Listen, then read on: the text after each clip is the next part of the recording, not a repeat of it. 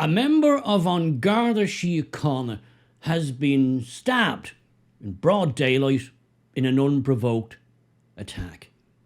Are you surprised? I'm not. Yes, a member of Ireland's police force Garda Síochána was viciously stabbed in an unprovoked attack in Dublin city centre at 6 o'clock in the evening. Broad daylight. Reportedly a man in his 20s. And this is, as I say, not a surprise to me, because stabbings are now a very regular occurrence. Not only in Dublin, but in various places around the country, in all places around the country. Nearly every day you've got an incident of a stabbing or an attempted stabbing, and this is becoming the norm now. And it never was the norm before. Never was. This is a new society. It's a new Ireland. This is the new Ireland. They keep telling us that we've never had it so good. But yet, ordinary citizens are afraid now. Not just at 2 o'clock in the morning. They're afraid in the middle of the day in certain areas and in certain parts of the country, in certain cities and towns, just to walk, to jog, to do mundane things. Go to the shops, go to the park. Because we now have an influx of people from very dangerous parts of the world and very dangerous societies who, in their culture, when you get angry, when you get annoyed, when you get frustrated, when somebody looks at you the wrong way, you just pull out a weapon and either threaten them or viciously assault them. That's not us. That's not us. But it is certain parts of the world.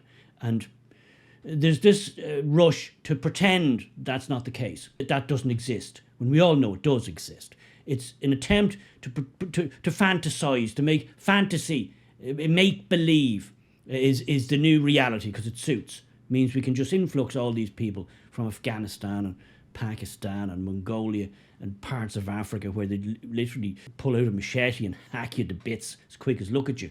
These people can all just come and live among us and makes no difference. That's the fantasy. That's the great multicultural melting pot fantasy. And we are living now the reality, because at some point the rubber meets the road. It has to.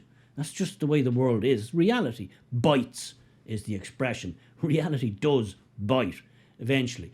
So we have citizens now getting stabbed. I don't have to mention, though I will, the 3 young girls who were viciously attacked and their teacher in Parnell Street, again, Dublin city centre, in the middle of the day, and stabbed. Yes, viciously stabbed, attempted murder. Crazy thing. And that guy, Riyad Bouchikar, I can't still find a picture of the guy.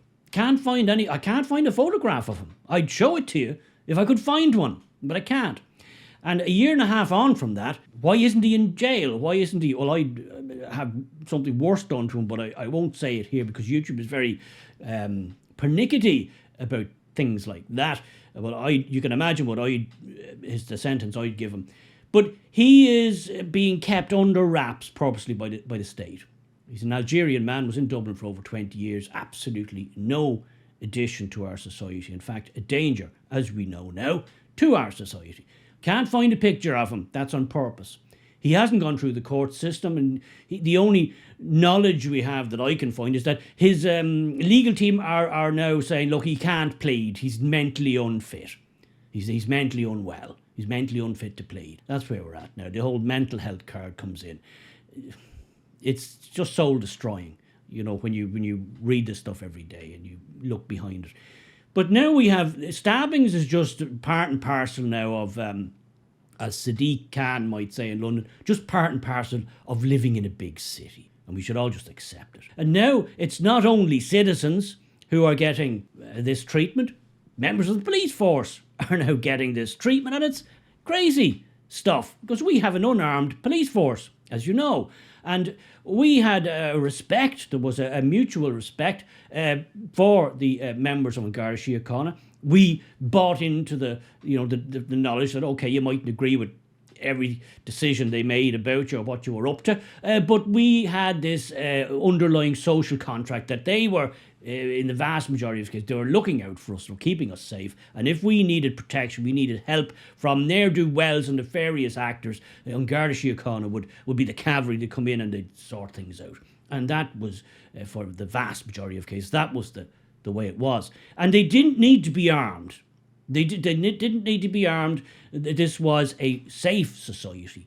And now we have a young member from Garda Síochána in the middle of Dublin, in broad daylight, gets stabbed in an unprovoked attack. And according to reports from the Liberal.ie here, who reportedly have spoken to an insider, somebody who is close to the situation in An Garda Síochána, this member of An Garda Síochána was only saved by his stab vest. That's what potentially saved his life. Now, thankfully, he doesn't have life-threatening injuries and will make full recovery. But I'm sure the trauma of such an attack that's much more difficult to heal. Now, the video of the situation is online. I can't show it here because, again, YouTube is very pernickety about that type of thing. And I'm already on the naughty step with YouTube for covering that incident last week about the foreign gentleman who was travelling to Letterkenny to have very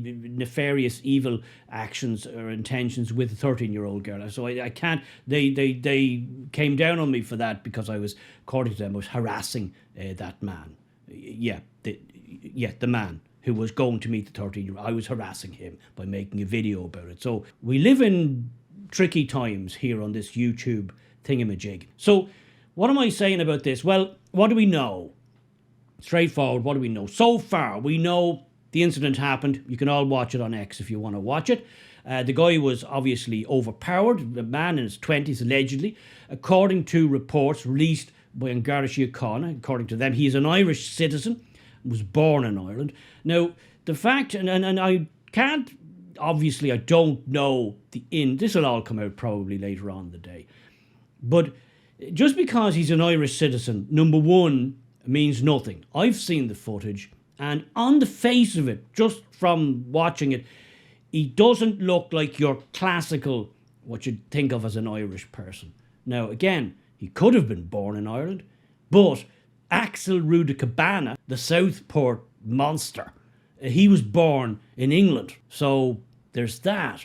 But he was born to Rwandan parents. He grew up in a Rwandan house and household with Rwandan values. So this whole thing of, he was the Welsh choir boy, as we all know the story, the British mainstream media ran with there. For days he was a Welsh choir boy, until it turned out he was this guy here from a Rwandan household. And yes, he had been born in England. So we don't know about this man, as they say, in his 20s, what his history is, what his background is, what his family situation is. That will all come out. But I'm not delving into that now because that's purely speculative. What I'm saying is this is an indictment, an indication of where Irish society is now. We are now turning in to what we would have expected in, the bad areas of New York or possibly Detroit or an American sense. And you look at Cape Town, Johannesburg, Mogadishu, all these places that we would have all said, wow, there but for the grace of God go I that I don't live in Johannesburg. It looks absolutely crazy over there, which it is, and it's getting worse. But why are we moving in that direction? Why are we even moving in that direction? Like, what's the end game here? Well, the end game is they just want to keep pumping up the population artificially because our native birth rate is in the toilet. 1.4, I think, last time I checked. Absolutely, we're just dying out. So they're trying to hoover in people from all parts of the world, and they really don't care what societies they're coming from, what their belief systems are, or what intentions they have. To them, it's purely a numbers game. It's a head count. That's all. Nothing else seems to matter. And who's paying the price for this craziness? You, and me, and that unfortunate Garda who was stabbed yesterday. And I hope he makes a full recovery very, very soon and gets back to himself. But is it any wonder that hundreds of Gardaí are leaving the force every year? Is it any wonder? Why would you want to be a member of an unarmed police force in a country where your political bosses are intent on making your job more and more impossible to do. They're just going to keep flooding the place with more and more people who don't care that you're a member of the police. They don't care that you're a member of law enforcement. You're just another person potentially in their way when they're trying to do whatever they're doing. But we'll watch how this story develops, and I'll be interested to see what way this suspect who is in custody and being questioned, what way that pans out. Watch this space. This could get interesting.